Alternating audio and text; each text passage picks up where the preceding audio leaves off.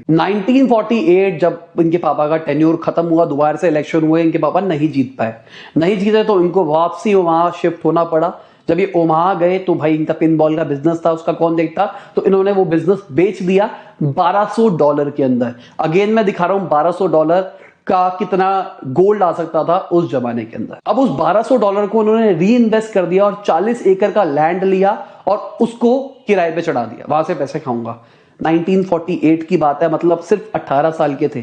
आप में से कितने लोग 18 साल से बड़े हैं, नीचे कमेंट करो मुझे बताओ। ये सिर्फ 18 साल के थे, 40 एकड़ का लैंड था इनके पास, अपने पैसों की कमाई से, अपनी मेहनत से। फिर इन्होंने यूनिवर्सिटी ऑफ नेब्रास्का से डिग्री ली। अगले साल जब इनकी खत्म हुई तो ये हार्वर्ड बिजनेस स्कूल जाना चाहते थे, पर उन्होंने इनको एडमिशन नहीं दिया। तो अल्टीमेटली इनके पास ऑप्शन था सेकंड वाला, जो कि था कोलंबिया बिजनेस स्कूल। वहां पे जो टीचर मिले इनको, उन्होंने इनकी जिंदगी बदल दी। आज भी वो कहते हैं कि मेरी सक्सेस का जो सबसे बड़ा रीजन है वो मेरे टीचर है, जिन्होंने मुझे सिखाया। इनका नाम था बेंजामिन ग्राहम। शायद आपने इनकी बुक पढ़ी होगी, द इंटेलिजेंट इन्वेस्टर। अगर नहीं पढ़ी तो पढ़ो। उस टाइम पे इन्होंने मार्केट को पूरा कैप्चर कर लिया था। आज के टाइम पे भी इनको फादर ऑफ वैल्यू इन्वेस्टमेंट कहा जाता है। तो वैल्यू इन्वेस्टमेंट बेसिकली मैं आपको समझाने की कोशिश करता हूं क्या था उस जमाने में। जो इनका लॉजिक था कि मुझे कोई ऐसी कंपनियों को खरीदना है, मेरे को उनके शेयर्स खरीदने हैं जो कि अंडर वैल्यूड है। अंडर वैल्यूड का मतलब, अगर कोई कंपनी है, मान के चलते हैं एक कंपनी है जिसकी वैल्यू, जो मार्केट वैल्यू है वो है 10 करोड़ रुपए, एग्जांपल लेके चल रहा हूं सारी चीजों का, तो उन्होंने अपने 50% शेयर मार्केट में निकाल रखे हैं। मतलब जो शेयर मार्केट में ट्रेड होते हैं, 50% इक्विटी उनकी मार्केट के अंदर घूमती है, तो 5 करोड़ रुपए मार्केट के अंदर घूमते हैं। अब मान के चलते हैं ऐसी कैलकुलेशन के लिए उन्होंने 5 करोड़ शेयर्स निकाल रखे हैं मार्केट के अंदर, तो ₹1 का एक शेयर हो गया। अगर उस शेयर की वैल्यू ₹1 से नीचे है, 70 पैसा है, इसका मतलब क्या है, असली में कंपनी की वैल्यू ज्यादा है और आपको सस्ते में मिल रही है। तो ये क्या करते थे, ये कहते थे कि वो ₹70 की चीज को खरीद लो और वेट करो, आपका पैसा मल्टीप्लाई होगा और अल्टीमेटली आप बहुत ज्यादा पैसे कमा सकते हो। उस टाइम वॉरेन बफेट इनके अंडर काम करना चाहते थे, पर ये अपनी कंपनी में खाली जूस को हायर कर रहे थे। इस चक्कर में इनको काम नहीं मिल पाया। पर इनकी जब ग्रेजुएशन खत्म होती है 1954 के अंदर, तब ये उसकी कंपनी को ज्वाइन करते हैं और वहां पे बहुत कुछ सीखते हैं कि किस तरीके से इन्वेस्टमेंट करी जाती है, किस तरीके से पोर्टफोलियो समझाता आता है, किस तरीके से बिजनेस मॉडल समझाता है, सब कुछ समझते हैं वहां पे बैठ के। 2 साल के बाद बेंजामिन ग्राहम सोचते हैं कि यार अपने को रिटायरमेंट लेनी चाहिए, और वो अपनी कंपनी को शट डाउन कर देते हैं। अब इनके पास नौकरी नहीं होती, अपना काम खुद शुरू करते हैं। उस टाइम इनके पास लगभग $1,75,000 होते हैं अपने, और ये कंपनी शुरू करते हैं बफेट पार्टनरशिप के नाम से, और उसके अंदर 7 मेंबर्स और होते हैं जो कि इनके फ्रेंड्स एंड फैमिली के अंदर होते हैं। अब यहां पे रूल रखा जाता है कि आप जितना भी इन्वेस्ट करोगे, मैं आपसे कोई कमीशन नहीं लूंगा। नॉर्मली आपको इन्वेस्टमेंट में 6% रिटर्न मिलती है।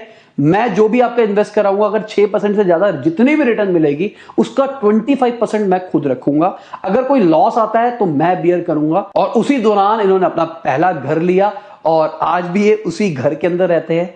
शादी के बाद से अब तक इनका जो स्टैंडर्ड ऑफ लिविंग है बहुत ही ज्यादा मजे वाला है। मतलब इनको लग्जरियस लाइफ नहीं चाहिए। इनका कहना है कि भाई जो मेरे पास पैसे है वो मेरे लिए, मेरे को ज्यादा अय्याशी नहीं करनी। ये अपनी वही पुरानी गाड़ी चलाते हैं, उसी घर के अंदर रहते हैं। अगर कोई इवेंट के लिए बुलाता है तो कहता है आप टिकट कराओ, मैं खुद कुछ नहीं करूंगा। सब कुछ सामने वालों से कराते हैं, अपने पैसे खर्च नहीं करते हैं। और इन्होंने ऐसा भी कहा है कि जब मैं मर जाऊंगा तो मेरी 99% जो वेल्थ होगी वो चैरिटी के अंदर चली जाए।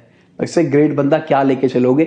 अपने बच्चों को इन्होंने इस तरीके से ट्रेन किया है कि उनको बचपन से समझाया गया कि भाई जो तुम्हारे बाप का पैसा है, वो जो कमाया हुआ है, वो तुमको नहीं मिलेगा। तुमको अपनी लाइफ खुद से बनानी पड़ेगी, खुद से मेहनत करनी पड़ेगी। क्योंकि मेरे को भी पर्सनली ऐसा लगता है, हमारे देश के अंदर तो खासकर ये प्रॉब्लम है कि बच्चों की उंगली पकड़ के खींचा जाता है। तो बच्चा बड़ा भी हो जाता है, नहीं बेटा गिर नहीं जाना, नहीं बेटा ये नहीं हो जाना। आप खुद सोचो इनके पेरेंट्स कितने जबरदस्त है। बच्चा 14 साल की उम्र के अंदर साइकिल चला के घर के अंदर न्यूज़पेपर बांट रहा है, घर वालों को कोई प्रॉब्लम नहीं है। हमारे देश के अंदर तो माना ही नहीं जाता अगर कोई बच्चा करेगा। इनकी फाइनेंशियल स्टेट बुरी नहीं थी, इनके पापा वहां पे इलेक्शन जीते थे तो नाम था इनका, फिर भी ये न्यूज़पेपर बांटते थे। हमारे देश के अंदर अगर किसी के बाप नेता हो और उनका बच्चा ये काम करेगा, नहीं करेगा ना। नेताओं की तो बात ही छोड़ दो, नॉर्मल अगर किसी के पापा का अच्छा बिजनेस भी होगा तो क्या वो करेगा, नहीं करेगा, उसको करने ही नहीं दिया जाएगा।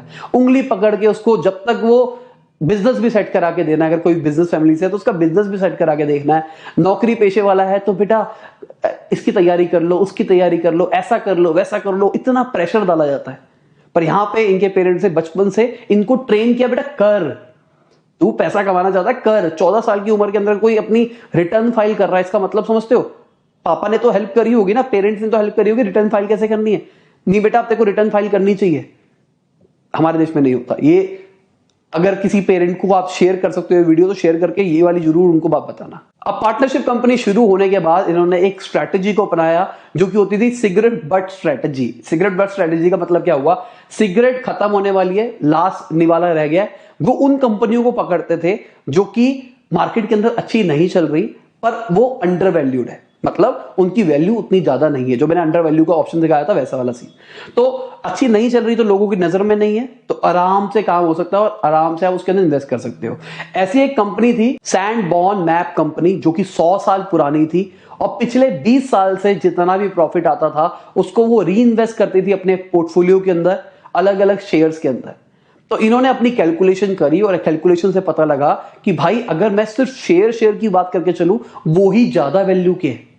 तो इन्होंने क्या करना था, इन्होंने धीरे धीरे करके उसके शेयर खरीदने शुरू कर दिए। करते करते करते करते जैसे ही मेजॉरिटी शेयर होल्डर बने तो इन्होंने क्या किया, जितने भी वो शेयर्स थे उसको लिक्विडेट कर दिया, मतलब उसको बेच दिया, अपना पैसा लेके निकल गए। 2 साल के अंदर तकरीबन 45% का रिटर्न मिला इनको विदाउट एनी रिस्क।